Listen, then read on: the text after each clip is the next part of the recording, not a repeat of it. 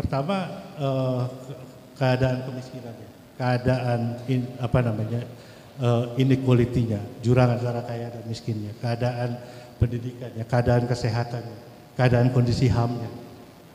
Ya jelas saya kalau sebagai orang Indonesia, saya merasa bahwa tidak seharusnya seperti demikian.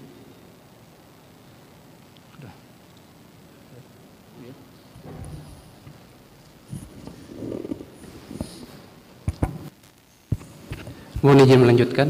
Ya.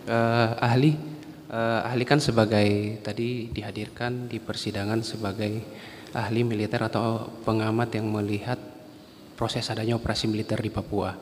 Sebelum saya masuk dalam pertanyaan saya yang lebih jauh terkait dengan keahlian daripada ahli, yang ingin saya tanyakan pertama, selama ini ahli pernah tidak mengikuti pendidikan atau pelatihan terkait dengan manajemen bisnis atau korporasi?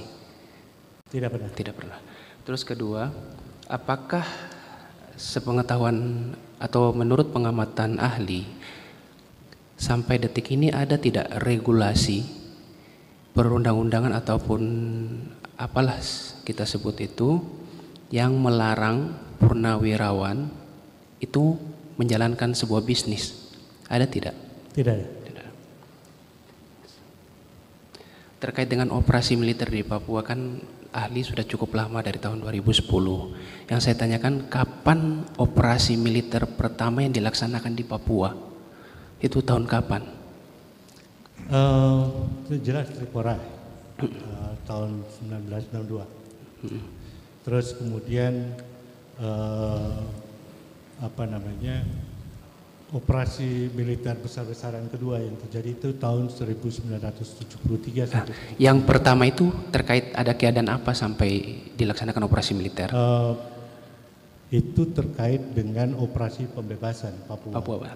Yang kedua terkait. Yang kedua itu adalah terkait operasi yang dinamakan. Melihat pengamatan ahli, keberadaan separatis dalam hal ini KKB di Papua itu, menurut ahli, membahayakan pertahanan dan keamanan NKRI tidak?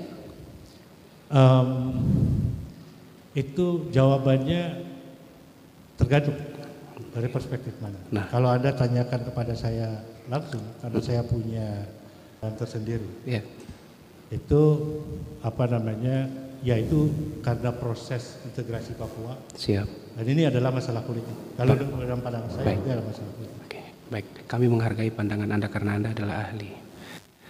Selanjutnya, mohon berikan kami penjelasan kapan pengarahan prajurit itu dikategorikan sebagai pengarahan dalam operasi militer, dan kapan ketika pengarahan prajurit itu tidak dalam kapasitas operasi militer. Itu perbedaannya di mana, Ali? Kalau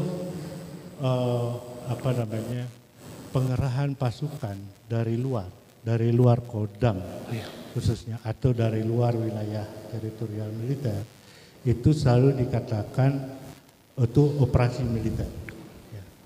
Karena itu dalam undang-undang itu memerlukan persetujuan Presiden dan DPR.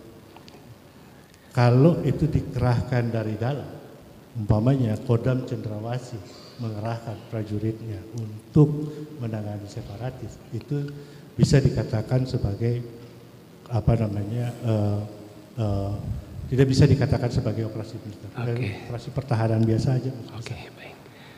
Selanjutnya terkait dengan tadi ahli sempat menjelaskan terkait dengan daerah-daerah basis separatis KKB. Nah, sekarang menurut pengamatan ahli pergerakan KKB saat ini, ketika wilayah-wilayah basisnya telah diambil atau telah diduduki oleh prajurit militer, apakah mereka bergerak mencari daerah-daerah basis baru atau mereka tetap balik ke daerah basisnya? Biasanya main kucing-kucingan.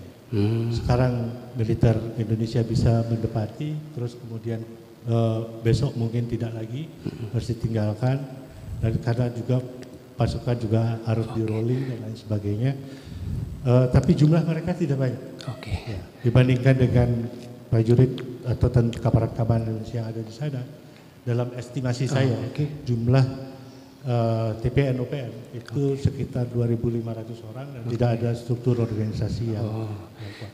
Ketika mereka dikejar sampai ke daerah basisnya dan tadi dalam tanda petik kucing-kucingan itu, adakah kemungkinan mereka bergerak secara tidak terpola bahkan di luar daerah basisnya?